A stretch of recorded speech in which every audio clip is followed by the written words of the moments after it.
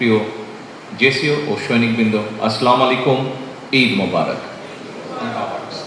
আমি আসছিলাম, যখন আসার সময় আমার কাছে হঠাৎ করে মনে হলো, যখন আমি যে স্টাফ রোডটা থেকে, স্টাফ রোডই তো আমরা যেখানে যেতাম, স্টাফ রোড থেকে ডান দিকে টার্ন নিলাম, সিএমএইচ এর কাছাকাছি যখন আসলাম, তখন আমার কাছে মনে হলো আমি প্রায় 45-46 বছর পেছনে চলে গিয়েছি।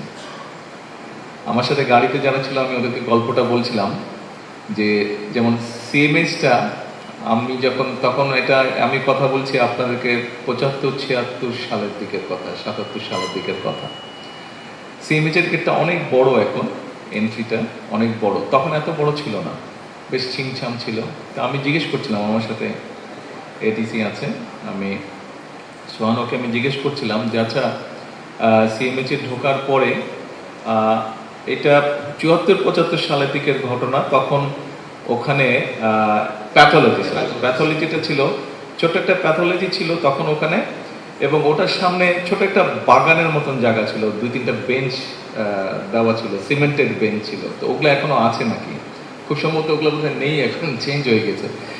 তারপর আমি বললাম যে, একদম সোজা গেলে হাতের বাম দিকে ছিল ফ্যামিলি ওয়ার্ড, আর ডান দিকে তখন স্টাফ সার্জন বসতো, টিনের ঘর ছিল, স্টাফ সার্জন বসতো। তো আমার জ্বর টর হলে আমি তখন নিজেই গাড়িটা দিতাম, গাড়ি আসলে আমি নিজে একাই চলে যেতাম স্টাফ সার্জন দিকে। খুব সময় স্টাফ সার্জন হিসেবে ছিলেন মেজর আনোয়ার নামে এক ভদ্রলোক ছিলেন, স্টাফ সার্জন। তো তারপরে প্রায় প্রতিদিন বিকালবেলায় আমরা কয়েক বন্ধু ছিলাম, আমাদের বাসাতে ছিল শহীদমুল রোডে, ওখান থেকে সাইকেল নিয়ে বেরোতাম আমরা, 7-8টা সাইকেল চালাতে চালাতে আমরা এখানে আসতাম। সিগন্যালস যে মসজিদটা আছে, দেখলাম মসজিদটা এখন অনেক সুন্দর হয়ে গেছে। তো মূল বিষয়টা হচ্ছে, আমার কাছে মনে হচ্ছে আমি এমন একটা জায়গায় এসেছি, যেই জায়গার সাথে আমার জীবনের বিরাট একটা অংশ জড়িয়ে আছে।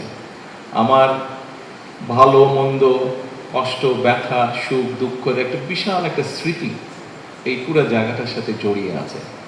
এনিওয়ে, আজকে ঈদের দিন, আজকে আনন্দের দিন। আপনাদের সাথে আমি এই জন্য শেয়ার করলাম যে, দেশের এই জায়গাটায় যখন আসি, যে কথাটা মাত্র বললাম, আসলে একটা ডিফারেন্ট ফিলিং হয়, কারণ ছোটবেলা থেকে এখানে বড় হয়েছি। যখন থেকে সৈনিকদের ব্যারাকগুলা ছিল, ব্যারাকগুলার মধ্যে ঘুরতাম, কথা বলতাম সৈনিকদের সাথে। তো একটা ডিফারেন্ট এক ধরনের অনুভূতি থাকে, একটা মনে হয় যে অনেক নিজের জায়গা, পুরনো জায়গা। সেজন্যই আপনাদের সাথে কথাগুলো শেয়ার করলাম আজকের দিনে। আপনারা দেশের প্রয়োজনে অনেকেই হয়তো আজকে ছুটিতে যেতে পারেননি। স্বাভাবিকভাবেই ঈদের এরকম সময় মানুষ পরিবারের সাথেই থাকতে চায়। আপনারা যেই স্যাক্রিফাইসটা করেছেন, তার জন্য আমি আমার পক্ষ থেকে আপনাদের কাছে আন্তরিকভাবে ধন্যবাদ জানাতে চাইছি। দেশ এবং জাতি আপনাদের যে আত্মত্যাগটা, এই আত্মত্যাগটাকে অবশ্যই কৃতজ্ঞতার সঙ্গে স্মরণ করবে। প্রিয় অফিসার্স এবং সৈনিকবৃন্দ, আপনাদের দায়িত্ব পালন ও কল্যাণের যে যাবতীয় বিষয় আছে, সেগুলো সম্পর্কে সরকার অবগত আছে। এই বিষয়গুলো আমরা দেখেছি এই ভিডিওটাতে, যে আপনাদের যে সাফল্যের মাইল ফলক যেমন আছে, আমরা দেখেছি যে একটি দুর্ভাগ্যজনক ঘটনা ঘটেছিল দুটি পত্রিকা অফিসে, কিভাবে আগুন ধরানো হয়েছিল। সেখানে আপনারা কিভাবে সেখান থেকে প্রায় 18 জন সাংবাদিককে আপনারা উদ্ধার করেছেন, এটি অবশ্যই প্রশংসার দাবিদার। দেশের প্রয়োজনে, দেশের মানুষের প্রয়োজনে সৈনিকরা জীবন দেয়, এবং আমরা যারা আছি, আমাদের দায়িত্ব হচ্ছে সেই জীবনের, সেই আত্মত্যাগকে মূল্যায়ন করা। এবং সেই মূল্যায়নের প্রথম যেই শর্তটি, সেই শর্তটি হচ্ছে, আমরা সবাই যখন নিজের দেশ সম্পর্কে চিন্তা করি, আমরা সবাই নিজের দেশটাকে একটা ভালোভাবে দেখতে চাই, আমরা সুন্দর একটি দেখতে চাই। কেমন সুন্দর? সেটি হচ্ছে যে, আমরা সবাই কম বেশি চাই, আমরা যে সমাজের যে স্তরেরই মানুষ হই না কেন, আমরা চাই আমাদের সন্তানেরা সুন্দরভাবে লেখাপড়া করার সুযোগ পায়। আমরা চাই আমাদের পরিবারের সদস্যরা, আমাদের বাবা মা, স্ত্রী, সন্তান, আত্মীয় স্বজন সবাই চিকিৎসার সুযোগ পান। আমরা চাই আমাদের পরিবার পরিজন, আপনারা যেহেতু চাকরি করছেন, দেশের প্রয়োজনে আপনাদেরকে পরিবার থেকে দূরে থাকতে হচ্ছে, সে কারণে নিশ্চয়ই আপনারা যে কোনো সাধারণ মানুষের মতন চাইবেন যে পরিবার যখন কোথাও বের হচ্ছে সে যাতে নিরাপদ থাকে, সে যেই হোক, পরিবারের যে সদস্য, যে কোনো সদস্য।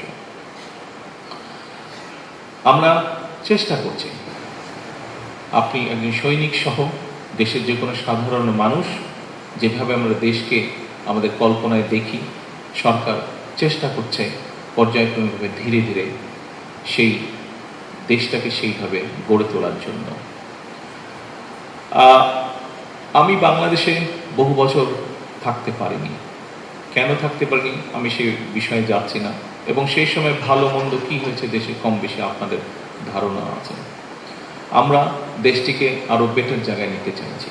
প্রিয় সৈনিক এবং অফিসারবৃন্দ, আমাদের সবারই নির্দিষ্ট কর্তব্য আছে, এবং এই নির্দিষ্ট কর্তব্য যদি আমরা যার যার অবস্থান থেকে সঠিকভাবে পালন করতে সক্ষম হই, সঠিকভাবে পালন করি, অবশ্যই ইনশাআল্লাহ আমরা আমাদের যে কাঙ্ক্ষিত দেশ, সেই দেশটিকে আমরা ধীরে ধীরে গড়ে তুলতে সক্ষম হব। আজকে এই ঈদের দিনে আসুন আল্লাহর কাছে আমরা প্রার্থনা করি, আল্লাহর কাছে আমরা রহমত চাই, আল্লাহ যাতে আমাদের সকলকে আমাদের উপরে যে দায়িত্ব আছে সেই দায়িত্ব উনি পালন করার তৌফিক আমাদেরকে দেন, এবং একসাথে আমাদের এই দায়িত্ব পালনের মধ্যে দিয়ে আমরা যাতে আমাদের পরিবার, আমরা যাতে আমাদের স্বজন, আমরা যাতে সমগ্রভাবে সমগ্র সারা দেশের মানুষকে নিরাপদ রাখতে পারি, এবং আমরা আমাদের সেই প্রত্যাশিত বাংলাদেশকে ধীরে ধীরে গড়ে তুলতে পারি। আজকে এই ঈদের দিনে আল্লাহর কাছে এটাই হোক আমাদের চাওয়া। প্রিয় সৈনিকবৃন্দ, অফিসারবৃন্দ, আপনাদের সকলকে আবার ঈদের শুভেচ্ছা জানিয়ে আমার বক্তব্য শেষ করছি। আল্লাহ হাফেজ। বাংলাদেশ জিন্দাবাদ।